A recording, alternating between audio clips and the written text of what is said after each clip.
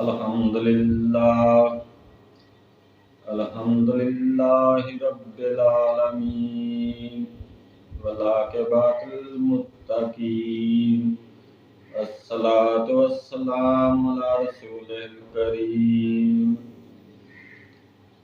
اللہم صلی علی محمد وآل محمد اللہم صلی علی محمد وبارک وسلم۔ معزز ناظرین کرام، آداب زندگی کی دوسری ویڈیو کے ساتھ حاضر ہوں۔ پچھلی ویڈیو میں ہم نے والدین کے آداب کے بارے میں بحث کی تھی۔ ماں جنت ہے تو باپ اس کا دروازہ ہے۔ آپ کی کوئی عبادت بھی قبول نہیں ہو سکتی اگر آپ ان دونوں میں سے کسی ایک کے بھی گستاخ ہیں۔ تو آج دوسری ویڈیو میں ہم استاد کے احترام کے بارے میں بات کریں گے۔ ہر شاگرد پر لازم ہے کہ وہ اپنے استاد کا احترام کرے۔ انسان علم اس وقت حاصل کرتا ہے جب 3 چیزوں کا ادب کرتا ہے۔ اگر ان 3 چیزوں کا ادب نہیں کرے گا تو علم بھی اس کے پاس نہیں آئے گا اور وہ جاہل ہی رہے گا۔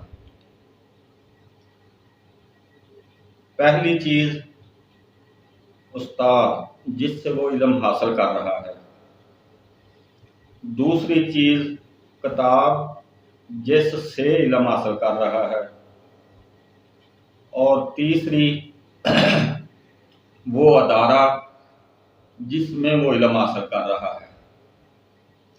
ان تینوں چیزوں کا احترام ہر حال میں ضروری ہے۔ اگر وہ ان کا احترام کرے گا، ان کا ادب کرے گا تو علم اس کے پاس آئے گا، ورنہ وہ علم حاصل کرنے کے باوجود بھی جاہل ہی رہے گا۔ لیکن ہمارے یہاں کیا کیفیت ہے؟ اکثر اسکولوں، یونیورسٹیوں، مدرسوں میں شاگرد استاد کے سامنے اکڑ کر کھڑا ہو جاتا ہے، ریوالور لے کر کھڑا ہو جاتا ہے، ریوالور میز پر رکھا ہوا ہے اور پیپر حل کر رہا ہے۔ استاد کو واش روم میں بند کر کے پیپر حل کیا جا رہا ہے۔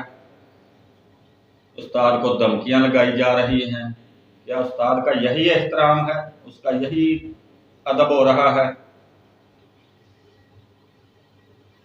دوسرے نمبر پر جو کتاب پڑھ رہے ہیں اس کا احترام ضروری ہے، لیکن اس کے برعکس اس کے ورقے پھاڑ کر جیبوں میں ڈال رہے ہیں اور پھر اس سے نقل کی جا رہی ہے، اور یہ کتاب کا احترام ہو رہا ہے، وہی ورق بعد میں پیروں میں مسلے جا رہے ہیں۔ تیسرا وہ ادارہ، وہ مدرسہ، وہ اسکول جس میں وہ پڑھ رہا ہے اور اسی کا نقصان بھی کر رہا ہے، اس کی دیواروں کو گندا کر رہا ہے، اس کے پودوں کو، پلاٹوں کو برباد کر رہا ہے، علم کیسے حاصل ہوگا؟ پڑھنے کے باوجود بھی جاہل ہوگا۔ صرف ڈگری ملنے سے علم حاصل نہیں ہوتا۔ انسان کی باڈی لینگویج بتاتی ہے کہ یہ عالم ہے یا جاہل ہے، یا ایجوکیٹڈ ہے یا ان ایجوکیٹڈ ہے۔ بات کرنے کا انداز بتاتا ہے کہ یہ کون ہے۔ ایک تعلیم ہوتی ہے اور دوسری تربیت، دونوں ہی ضروری ہیں۔ بہت سے بڑے بڑے ویل ایجوکیٹڈ کھاتے پھرتے ادھر ادھر، لیکن ان میں کوئی تمیز نہیں، نہ انہیں کھانے کا پتہ ہے، نہ انہیں بیٹھنے کا، نہ اٹھنے کا اور نہ گفتگو کا۔ تعلیم ہے لیکن تربیت نہیں۔ تربیت کا ساتھ ساتھ ہونا ضروری ہے۔ اس سلسلے میں آپ کو ایک واقعہ سناتا ہوں۔ ہارون رشید نے اپنے بیٹے کو پڑھنے کے لیے بھیجا۔ ہارون رشید خلیفہ وقت تھا، یعنی موجودہ وقت کا وزیر اعظم۔ اب وزیر اعظم یا خلیفہ کا بیٹا جہاں پڑھ رہا ہوگا تو کیا استاد اس کو مار سکتا ہے، اس کو جھڑک سکتا ہے؟ آج کے دور میں ہم یہ نہیں سوچ سکتے، وہ تو پورے پروٹوکول کے ساتھ جائے گا، لیکن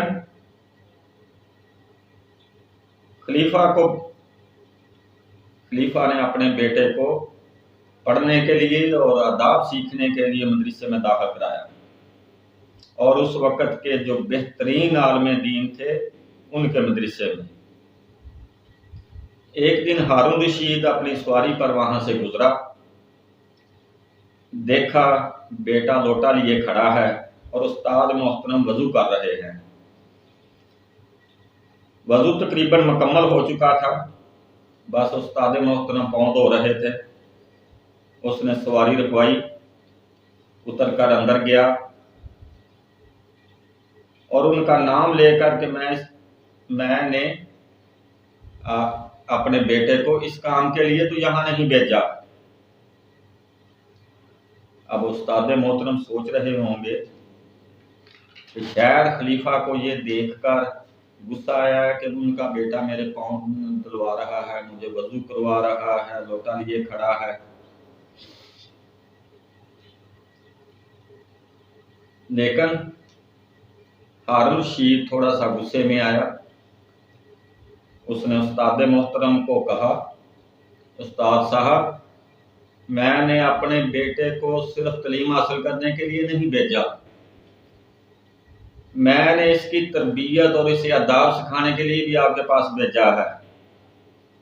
آپ نے اس کو یہ ادب نہیں سکھایا کہ یہ ایک ہاتھ سے لوٹے سے پانی ڈال رہا ہے اور دوسرے ہاتھ سے آپ کے پاؤں دھوئے؟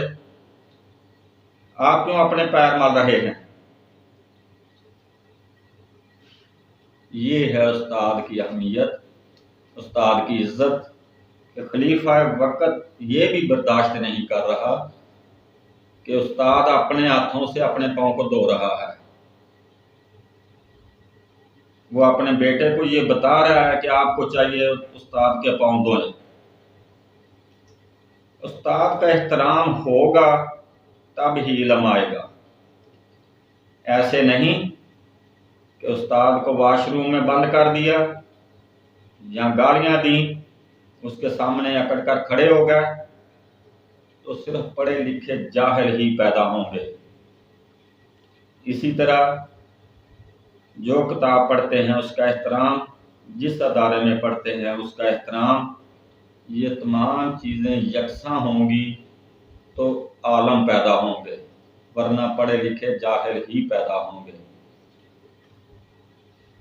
وَمَا عَلَيْنَا إِلَّا الْبَلَاغُ۔